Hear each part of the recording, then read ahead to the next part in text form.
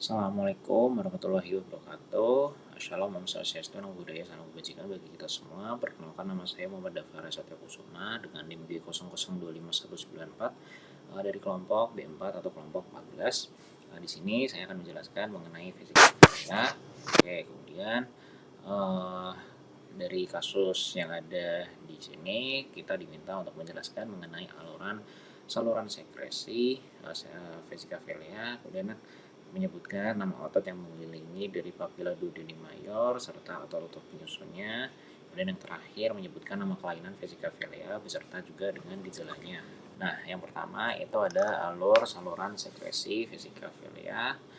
Ini itu disebut dengan sistem biliar, di mana sekresi empedu yang diproduksi oleh hepar atau hati itu mengikuti jalur anatomis. Yang pertama itu produksi dan juga pengumpulan. Empedu dari hepatosit itu dikumpulin di ductus hepaticus kanan dan juga ductus hepaticus kiri yang kemudian nantinya menyatu membentuk ductus hepaticus communis. Dan selanjutnya ductus hepaticus communis itu terhubung ke vesika vilea melalui ductus cysticus. Jika sphincter Oddi yang ada di vesika vilea itu menutup, maka empedu itu akan dialihkan ke vesika vilea untuk disimpan dan juga dikonsentrasikan. Nah, ibaratnya itu vesika vilea itu berfungsi sebagai ibaratnya itu semacam gudang penyimpanan sementara untuk yang terhubung melalui ductus cysticus. Kemudian ada juga selanjutnya ductus hepaticus communis dan juga ductus cysticus itu kemudian menyatu untuk membentuk ductus choledocus yang merupakan saluran utama pembawa empedu ke usus. Dan yang terakhir atau permuaraan yang terakhir ada ductus choledocus yang bergabung dengan ductus pancreaticus mayor atau ductus pancreaticus minor membentuk ampula hepatopankreatika atau vateri yang bermuara di bagian kedua duodenum melalui tonjolan yang disebut juga dengan papilla duodeni mayor. Nah, kemudian otot yang mengelilingi dari papilla duodeni mayor. Otot yang mengelilingi dari papilla duodeni mayor itu disebut dengan sphincter Oddi atau dalam bahasa Inggris sphincter of Oddi, di mana otot ini ibaratnya itu bertindak sebagai katup pengatur yang memastikan pelepasan cairan pencernaan hanya terjadi pada waktu yang tepat dan mencegah terjadinya reflux. Nah, untuk penyusun-penyusunnya itu ada sphincter ductus choledocus, di mana dia ini mengelilingi ductus choledocus terminal. Kemudian ada juga sphincter ductus pancreaticus, di mana dia ini mengelilingi ductus pancreaticus terminal. Dan yang terakhir ada sphincter ampula vateri, di mana dia ini mengelilingi ampula hepatopankreatika secara keseluruhan.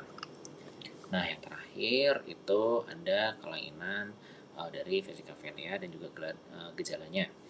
Nah, kelainan atau masalah klinis dari vesika vilea itu ada dua, yaitu yang pertama cholelithiasis dan juga cholecysthisis.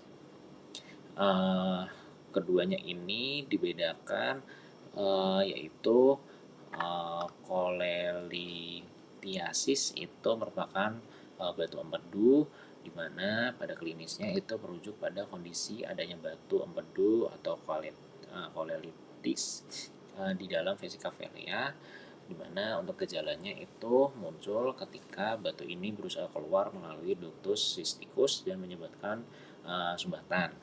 Nah, penyebab gejalanya itu sumbatan ini bersifat intermittent atau terjadi sementara waktu, biasanya dipicu oleh kontraksi kandung empedu saat mencerna makanan berlemak. Nah, ibaratnya itu kondisi ini itu semacam batu kerikil yang terjepit di pintu keluar yang terjadi hanya sesaat ketika kandung empedu itu ngeremes atau meremasnya. Nah, gejala yang khas itu adalah kolik biler, di mana terjadi nyeri pada perut kanan atas yang hebat dan datang tiba-tiba, tapi nyerinya ini bersifat intermittent atau hilang timbul, tidak selalu ada setiap saat. Dan ada juga yang kedua, cholecystitis akut atau radang kandung empedu, di mana ini merupakan kondisi terjadinya peradangan akut pada dinding vesika vilea. Penyebab dari gejala itu yaitu cholecystitis itu terjadi ketika batu empedu tersangkut dan menyebabkan sumbatan yang menetap dan juga permanen pada ductus cysticus selama berjam-jam. Sumbatan ini menyebabkan empedu menumpuk, menyebabkan iritasi kimia, iskemia, dan akhirnya peradangan serta infeksi pada kandung empedu itu sendiri atau pada bagian dinding dari kandung empedunya. Nah, ibaratnya itu kalau tadi itu batu kerikil yang hanya menyumbat, ini batu kerikilnya itu menjadi menyangkut secara total dan juga permanen, membuat vesika velenya itu membengkak dan akhirnya meradang yang hebat.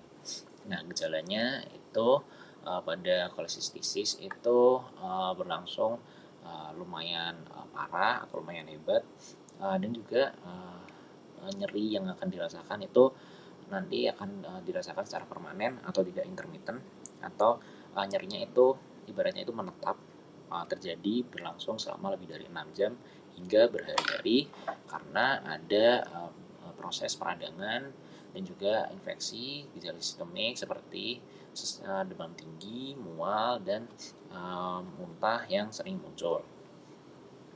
Nah, kalau misalkan dari kolesistisis akut ini ketika diperiksakan nanti kemungkinan akan mendapatkan tanda morfi positif yang merupakan indikasi khas dari adanya iritasi pada kandungan empedu yang meradang. Sekian video dari saya, terima kasih.